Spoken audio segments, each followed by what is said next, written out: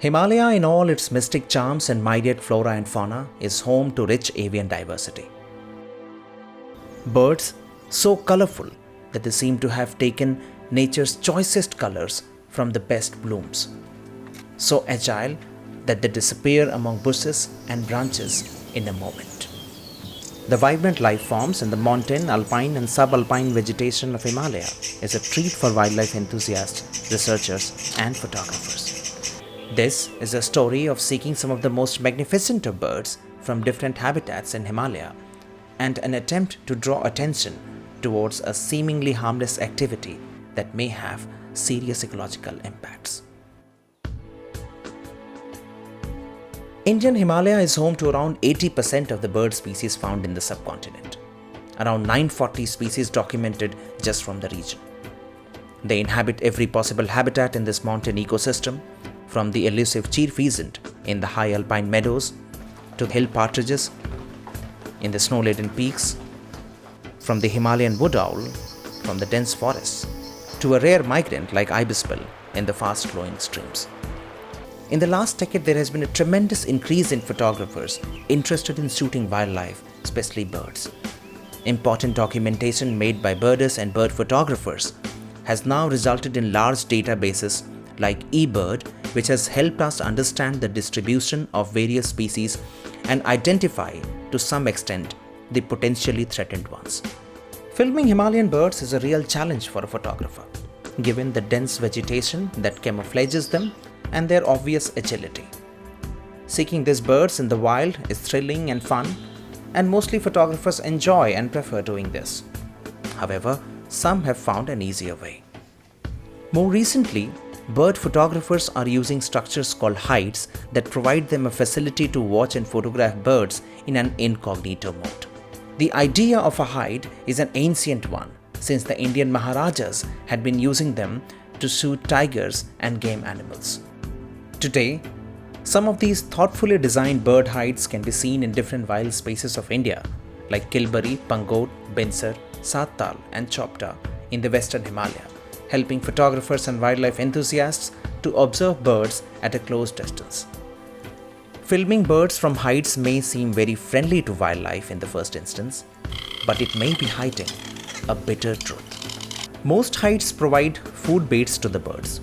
Specific food items like bird seeds, papaya, paneer, and in some places even meat is used to lure and attract charismatic species of birds. If they remain out of bounds even after offering food, bird calls and mating calls are played to attract them.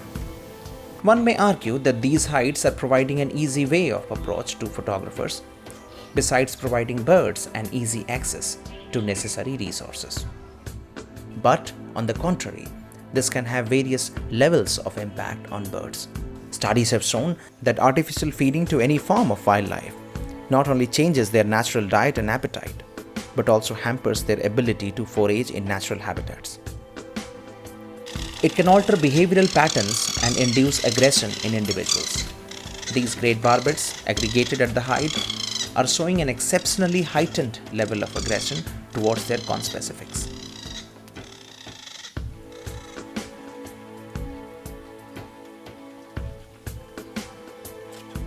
Their response towards other species is equally dominating. Birds habituated to easy food are left unfed during the lean tourist seasons when the hides are not visited.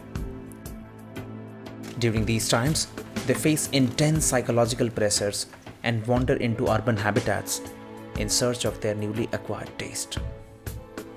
Research has shown that a large aggregation of wild birds in a closed space may lead to the spread of various zoonotic diseases like avian conjunctivitis and bird flu. Playing bird calls can be equally disastrous as they lead to distraction from courtship and nest attendance. Apart from these ecological impacts, artificial feeding in hides may also have a legal standing. The Wildlife Protection Act 1972 identifies capturing, snaring, trapping, driving, or baiting any wild or captive animal as a process of hunting with equal legal implications on the offender. Many hides are non-intrusive and facilitate photographers by just providing a blind to hide them from the alarmed wildlife. The need of the hour is to have some regulatory framework to identify the others that use food and sound baits to attract birds. In the last decade, when nest photography was recognized as a harmful activity with potential impact on nest survival, nest photographs were banned from all social media groups and other platforms. A similar step can be initiated to restrict photographs where bait photography is evident. It may not be easy to identify and differentiate hide photographs from those taken in wild. And so, it is a choice of all wildlife enthusiasts, researchers, photographers, and filmmakers to identify hide and bait photography as what it is, an ecological menace, and to reject it in the interest of nature and wildlife conservation. Seeking in wild or being served in the hide, we make our choice before it's too late.